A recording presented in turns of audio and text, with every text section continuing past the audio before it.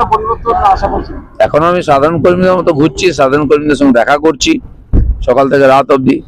বড় নেতারা সভা করছেন, আমিও কখন সেবা করি, কিন্তু আমার যে কাজ করার স্টাইল, আমি সংগঠনের লোক, কার্যকর্তাদের কাছে যাই, পাবলিকের কাছে যাই, তাদের সঙ্গে কথা বলি, তাদের মনোভাব বোঝার চেষ্টা করি, তাদের বক্তব্য শুনি, সেটাই গ্রাউন্ড রিয়েলিটি।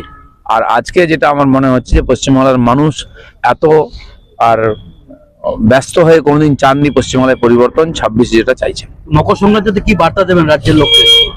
দেখুন, বাংলার মানুষই আমাদের বার্তা দিচ্ছে যে লড়ুন, আমরা সঙ্গে আছি, পরিবর্তন হবেই। তো সেই পরিবর্তন অবশ্যম্ভাবী 26-এ। মুর্শিদাবাদ 26-এর পর পাচনের দাওয়াই দিয়েছে। না, টিএমসির লোকেরা নতুন কিছু বলছেন না। যিনি পাচন দিতেন এখন পাচন খাচ্ছেন, বীরভূমের নেতা। তো এইসব আমি শুনলাম নাকি উনি মাফিয়াদের বলছেন। আজ পর্যন্ত কটা মাফিয়াকে ওনারা শাস্তি দিয়েছেন? মাফিয়াদেরকে কোলে নিয়ে রাজনীতি করেন, ওদের সঙ্গে একই বিছানায় থাকেন, ভাগ করে খান, নাহলে কেক খাওয়ান মাফিয়াদেরকে। এই যে আসানসোল, দুর্গাপুর এই অঞ্চলে এত মাফিয়া কেন? বাঁকুড়া, পুরুলিয়ায়, কয়লা অঞ্চলে এত মাফিয়া গুন্ডা কেন? আইন শৃঙ্খলা বলে কিছু নেই, গরিব মানুষের জীবনে কোনো পরিবর্তনই হয় না। তো সেই জন্য মাফিয়াদের বাদ দিয়ে রাজনীতি করুন, তারপর এইসব কথা বলুন।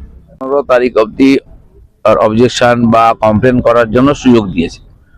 আমরা জানি এখনো বহু নাম আছে যেগুলো কন্ট্রোভার্সিয়াল, যেখানে ডকুমেন্ট নেই, অবৈধ নাম।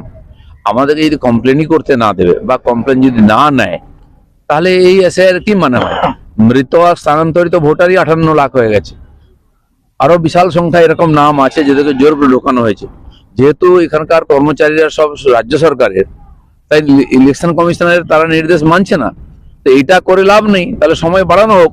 ঠিক আমাদের মনে আছে 18 সালের পঞ্চায়েত নির্বাচনে নমিনেশন করতে দেওয়া হয়নি আমাদেরকে, যেখানে করেছিলাম জিতেছিলাম। এখানে যদি কমপ্লেন ফর্ম জমা দিতে না হয়, মারপিট করা হয়, গাড়ি থেকে ছিনিয়ে না হয়, তাহলে এসআইআর কি মূল্য হয়? পশ্চিমবাংলায় কোনো লাভ হবে না। তো ইলেকশন কমিশন এটা দেখা উচিত, যতক্ষণ না কমপ্লেন আসছে সব, আর ততক্ষণ পর্যন্ত যেন এসআইআর চলতে থাকে, সুযোগ থাকে। তাহলে এসআইআর কোনো মূল্য নেই, আবার লুটপাট করে জিতে নেবে। মুখ্যমন্ত্রী নিজে এফআইআর করার নির্দেশ দিচ্ছেন এবং অ্যারেস্ট হচ্ছে আপনাদের কর্মীরা। আমি জানি কে সাহস করে যাবে? উনি নির্দেশ দিয়েছেন, ওনার কর্মচারীদের কেউ নেবে না কমপ্লেন। তো নির্বাচন কমিশন এটা ভাবুন, তাহলে এসআইআর কি মূল্য আছে? তার আগে তাহলে মমতা ব্যানার্জিকে অ্যারেস্ট করা হোক, এখানে 356 করা হোক, নাহলে তো এখানে কমপ্লেনই হবে না, এসআইআর সফলই হবে না। পয়সা দিয়েছে চাকরির জন্য, ছেলের জন্য, এর জন্য, সেই চাকরির পয়সা ফেরত পাচ্ছে না, ডিপ্রেশনে গেছে। টিএমসির লোকেরা ধমকাচ্ছে, সেই জন্য কেউ সুসাইড করছে, কেউ হার্ট অ্যাটাক করছে, সেটা এসআইআর উপরে চাপিয়ে দেওয়া হচ্ছে।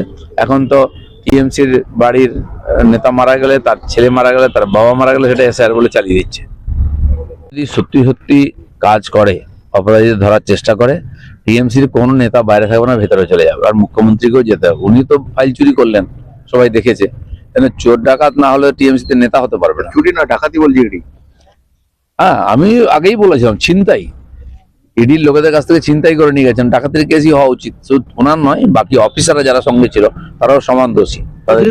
হিয়ারিং আছে রুদ্ধদ্বার ইয়েতে, কতটা আশাবাদী? মানে